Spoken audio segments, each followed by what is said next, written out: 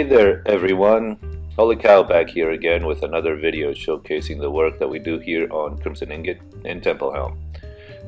Been a few weeks since I got the last one out, so some of this footage might be a little older, but regardless I think it's worth showing. Got a couple more builds from Pig Valley and a couple of players who have been gone for a while and have returned. But first we're going to start off with some cultist news and the siege of Whitecrest. The city was attacked last week by cultist forces.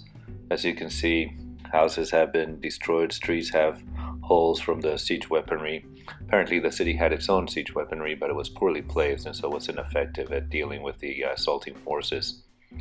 The majority of the city, or I believe all of the city, has been abandoned, and if I'm got my info right, Thivor has claimed a bit of the land. Forces set up camp outside the city from which they led the attack. The cultist forces actually were brought here by sea. The cultists have a navy with which they're able to travel through Templehelm with some fair ease and extend their territory or their reach, trying to take over our lands. In response, some of us have begun to develop our own powerful navies to combat this new offensive. Among the finest examples is this, the Valkyrie, a collaborative build between Pig Valley and Maddox J70. Maddox worked on the ship and Pig did all the sails, all the rope work, the cannons, and the randomized deck floor that you can see here. The cannons are functional. The upper deck cannons fire individually. These lower deck cannons that you see here will be set up with redstone and will fire in unison, obliterating any target that they have in their sights.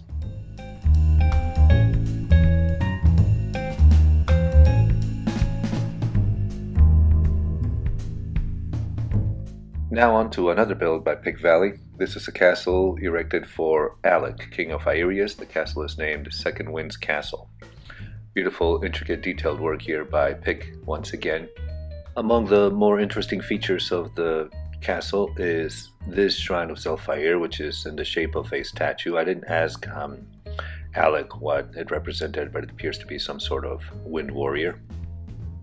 Another unique feature is this white end tree, a tree made entirely of quartz, standing right outside the entrance to the throne room of Alec's castle.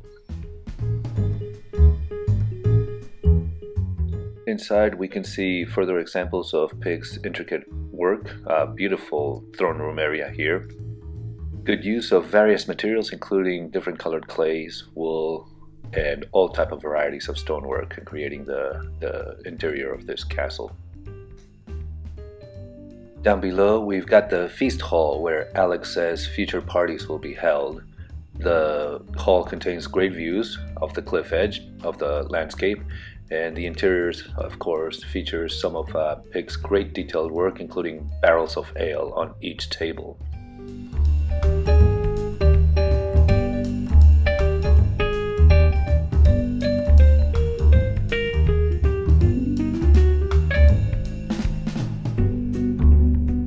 And finally we come to Alec's private residence, his bedroom.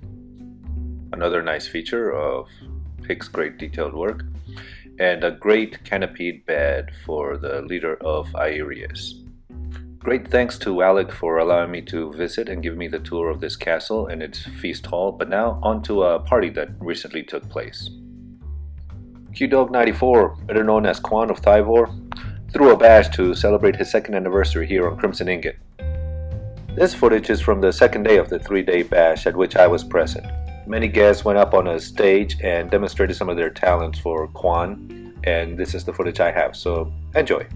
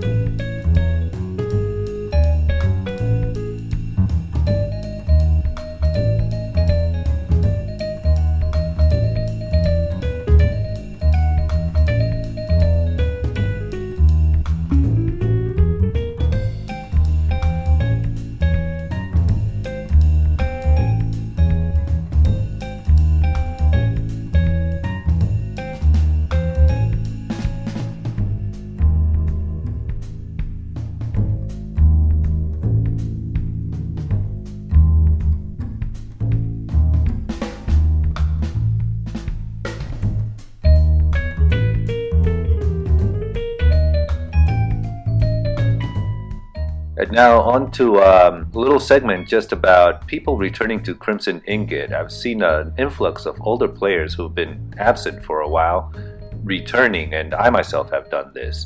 So I wanted to give a little welcome and shout out to my friend here, Zombie, who's a good RPer, and I'm sure some of you have run into him before, but just wanted to say welcome back, Zombie.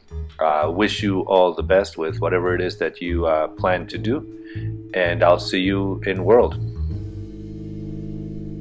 And now one more player that's returned to Crimson Ingot, though apparently not permanently, Soul Leader 007, known as Larion, former leader of Undying Blood. He claims that Larion will be lurking around Temple Helm, but he doesn't plan to return to UB. In fact, his heart aches whenever he looks at the ruins of the abandoned city. Larion and Brother Cal had a good conversation in which Larion explained how he would be lurking in the shadows for the meantime, and he also then summoned his archenemy Judgment and had a good RP conversation with him as well, which in the long run I'll be posting unedited on YouTube as well for those of you that are interested. That does it for today and for this video. Thanks for watching. Remember to subscribe, remember to give a like. The server is Crimson Ingot. Get more information at crimsoningot.net. If you are looking for a server that has good RP and good PvP, this is the place for you.